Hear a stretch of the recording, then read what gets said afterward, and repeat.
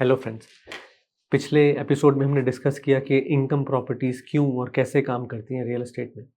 इस एपिसोड में हम डिस्कस करेंगे वो क्या क्या बातें होती हैं जो आपको ध्यान रखनी चाहिए when you start doing real estate investment.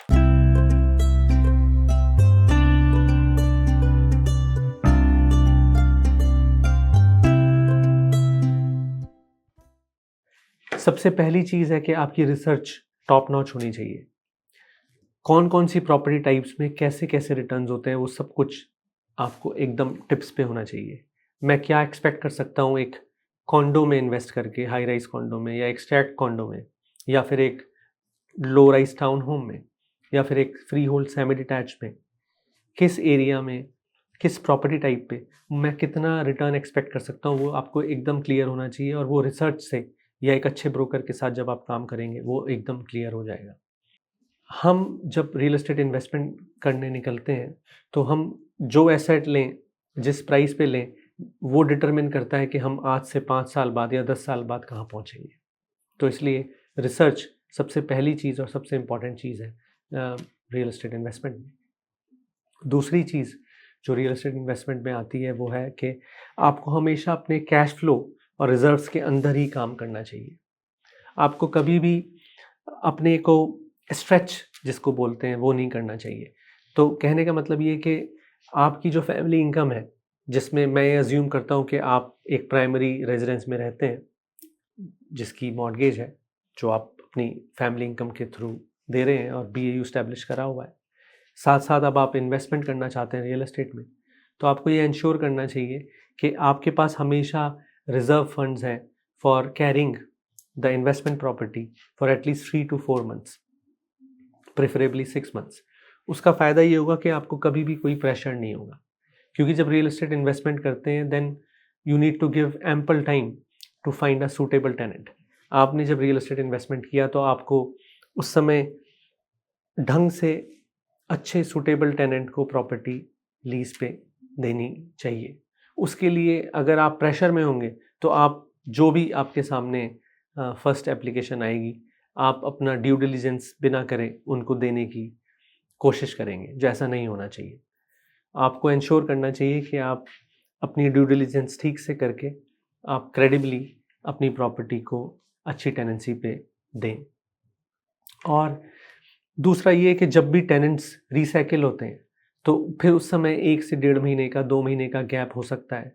हो सकता है कोई मेंटेनेंस का इशू हो which you need to take care. तो उस सब के लिए आपके पास वो कैरिंग कैपेसिटी होनी चाहिए ताकि आपके ऊपर कोई प्रेशर ना आए।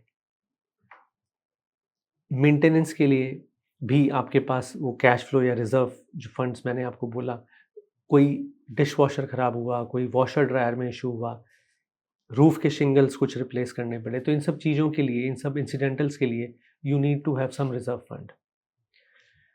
तीसरी चीज़ है कि जब हम रियल एस्टेट इन्वेस्टमेंट करते हैं तो वो right property at the right price. हमारी गोल और हमारा एम होना चाहिए कि हम सही प्रॉपर्टी लें। पहली चीज़ जो हमारी रिसर्च, हमारे पहले पॉइंट से हमें समझ में आ जाएगा कि कौन सी प्रॉपर्टी में इन्वेस्ट करना है, कहाँ पे इन्वेस्ट करना है। फिर उसके बाद सेकंड इम्पॉर्टेंट चीज़ हो जाती है कि प्राइस भी ठीक होना चाहिए। It should be right property at the right price. अगर हमने एसेट अच्छा लिया, अच्छी लोकेशन पे लिया, लेकिन हमने प्राइस ओवर पे कर दिया, तो उससे हमारी इम्यूनिटी कम हो जाएगी और हमारी जो बॉटम लाइन है, बिकॉज़ हम एक इन्वेस्टमेंट की तरह रियल एस्टेट में प्रॉपर्टी को परचेज़ कर रहे हैं, तो जो हमारी बॉटम लाइन है वो रिड्यूस हो जाएगी। इसीलिए रियल एस्टेट में जब आप इन्वेस्ट करते हो तो एक सही प्रॉपर्टी, एक सही लोकेशन पे, but at the same time उसका प्राइस भी ऑपर्च्यून और क्रेडिबल होना चाहिए, कमेंजरेट टू मार्केट। जो मार्केट डिक्टेट करती है उस समय उसके हिसाब से उसका प्राइस ठीक होना चाहिए। अगर मान लीजिए मार्केट काफ़ी हॉट है और एक गिवन स्ट्रीट पे प्रॉपर्टी सारी की सारी 9 लाख पे बिक रही हैं और एक प्रॉपर्टी 950 960 पे बिक गई, तो इसका मतलब ये नहीं है कि आप उस स्ट्रीट पे जो प्रॉपर्टी है आप उसके 970 या 975 दे दो। ऐसा बिल्कुल नहीं होना चाहिए। अगर ऐसा है then you should leave 2-3 streets और leave the community all together and seek investment in a different community. Because अगर हम ओवर पे कर देंगे किसी प्रॉपर्टी को जस्ट बाई गेटिंग इमोशनल, तो हमारी जो इम्यूनिटी है, हमारी जो बॉटम लाइन है, वो रिड्यूस हो जाएगी। तो इसीलिए राइट प्रॉपर्टी बिल्कुल ठीक, but at the same time right price. इसके अलावा जो चौथा पॉइंट मैं आपसे डिस्कस करना चाहता हूँ वो है कि हमारे पास क्लोजिंग कॉस्ट की कमीशनिंग भी होनी चाहिए। जब आप रियल एस्टेट परचेज करते हो, चाहे वो इन्वेस्टमेंट के लिए हो, चाहे वो अपनी लिविंग के लिए हो, तो शुरू में परचेज प्राइस के साथ साथ लैंड ट्रांसफ़र टैक्स एक बहुत बड़ा कंपोनेंट होता है जो हम पे करते हैं टू द प्रोविंशियल गवर्नमेंट।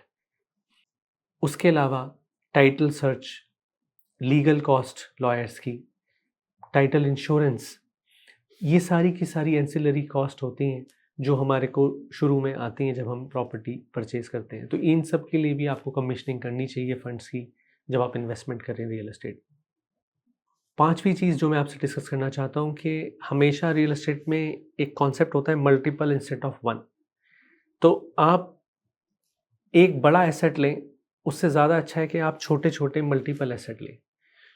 उसका फ़ायदा ये होता है कि अगर आपको कभी भी फ्यूचर में कुछ डिस्पेंस करने की नीड है, तो आपको एक बड़े एसेट को डिस्पेंस करने की ज़रूरत नहीं है। आप based on your need you can dispense the smaller asset, और जैसे आप फंड्स को यूज़ करना चाहते हैं आप अपने यूज़ कर सकते हैं।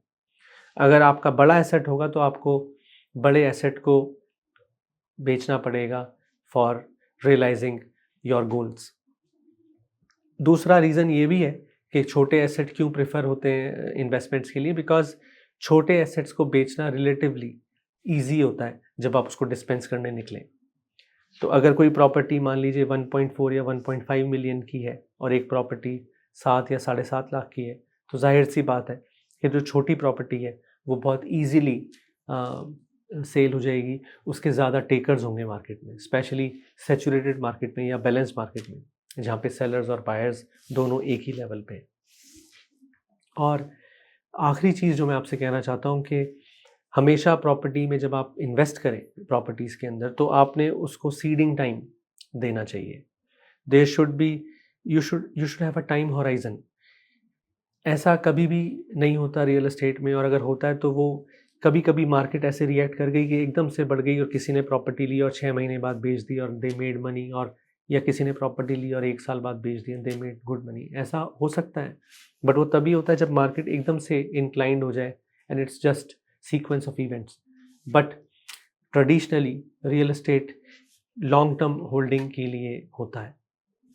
आप जो एसेट लें, आप क्रेडिबली उसको टेनेंसी पे दें, उसके बाद आप उसको मेंटेन करें और उसको आप 4 साल, 6 साल, 8 साल, 10 साल रखें। उसके बाद जब आप उसको डिस्पेंस करोगे, you will have equity built in your asset 100%।